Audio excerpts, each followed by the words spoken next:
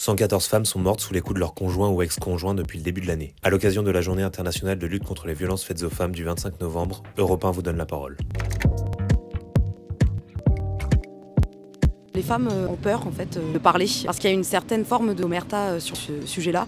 Ça avance pas assez vite, c'est une horreur. C'est scandaleux, inadmissible. Il y a encore tellement de choses à faire pour faire bouger les mentalités. C'est pas évident d'en parler et d'être en même temps bien reçu. On a un vrai problème de société. Il va falloir des générations avant de modifier cet état de fait qui fait qu'une femme est considérée comme plus faible qu'un homme et un homme se permet de l'agresser, de la violer, de la tuer en considérant qu'elle est sa chose. Malgré tout, la société patriarcale résiste, donc on a encore beaucoup de chemin à faire. On a des choses positives qui sont survenues grâce à la libération de la parole des femmes, on croit les femmes désormais. Le gouvernement a mis en place il n'y a pas si longtemps des mesures pour pouvoir porter plainte directement à l'hôpital, ce genre de choses, mais j'ai l'impression qu'il n'y a pas énormément de milieux sociaux dans lesquels cette parole est libérée. On n'a pas tous le même accès aux informations, on n'a pas tous le même accès des endroits où on peut appeler, on peut parler. Des soucis économiques, financiers, matériels qui font qu'elles n'ont pas forcément les moyens de partir. C'est depuis quelques jours là que ça y est, nous les femmes apparemment on bosse gratuitement. Voilà, donc déjà ça,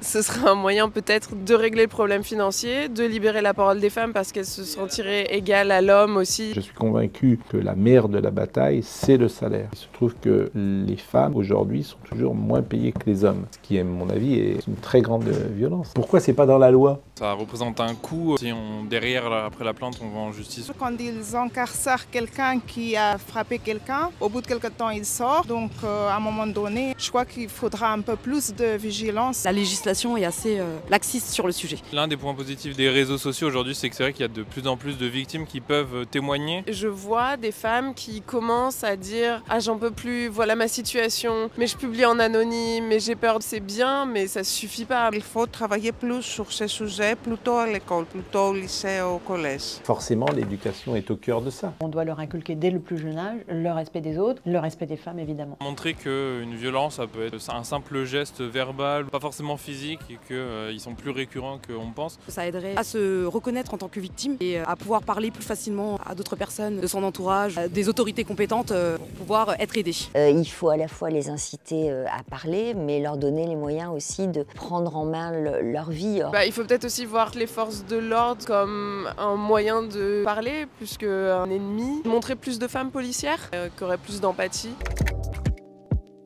Moi, je me sens en sécurité, oui. Mais après, moi, je sais probablement comment je peux réagir si besoin. Déjà, je vais parler à mes collègues, à mes amis. Je vais mettre les limites moi-même. Je vais à la police. Il y a un numéro vert pour appeler. Ça, je sens en sécurité. J'ai jamais eu de problème. Non, je ne me sens pas en sécurité. Je dois avouer que lorsque je me balade, ça m'est arrivé récemment d'être abordée par des hommes. J'ai vécu une sorte d'emprise et certains hommes usaient de leur position d'homme pour avoir certains avantages. Il faut beaucoup de temps pour se reconstruire après avoir subi des violences et on ne peut pas s'en rendre compte dans l'instant T. Il faut un certain recul pour pouvoir être conscient qu'on a vécu toutes ces violences et ça m'a laissé quand même des séquelles. J'ai dû suivre des thérapies, être entourée de bonnes personnes bienveillantes qui m'ont aidé à retrouver moi-même et je conseille à toutes les femmes de le faire et de parler et de libérer la parole concernant ces violences qui sont faites aux femmes.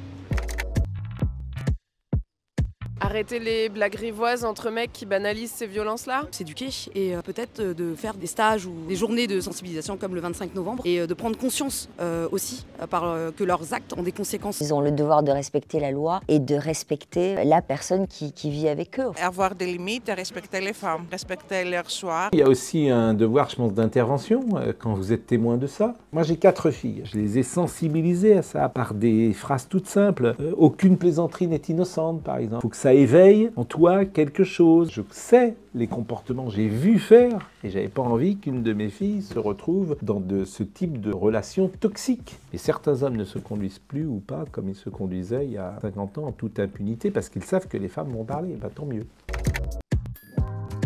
Tendre des micros pour qu'elles trouvent une tribune. Régulièrement, on reçoit sur nos plateaux des victimes de violences conjugales, des femmes qui ont échappé à des féminicides. À sensibiliser, pareil, à rapporter. C'est à la fois de mettre en lumière des œuvres qui ciblent ce problème, mais en même temps peut-être aussi de partager des solutions, de partager des numéros de téléphone, de partager des choses plus concrètes aussi. Les médias peuvent aussi relayer des actions pour les aider à prendre leur vie en main. Donner de l'écho à toutes les grandes manifestations qui sont organisées autour de ça. On peut changer les mentalités, peut-être à travers la fiction, à travers des séries. Il y a, par exemple, en ce moment, une série sur le service public qui est formidable, qui s'appelle Sambre. Le problème, c'est qu'en fait, on entend beaucoup les femmes parler, mais on ne les écoute pas. Et le rôle de la culture, le rôle du cinéma, des séries et autres, permet peut-être que les femmes soient vraiment écoutées avec une attention particulière. Et c'est important de mettre aussi les mots sur les choses. Féminicide, c'est très important. C'est un meurtre commis sur une femme. Voilà. Donc c'est important que ce mot-là il soit ancré maintenant dans la culture du grand public.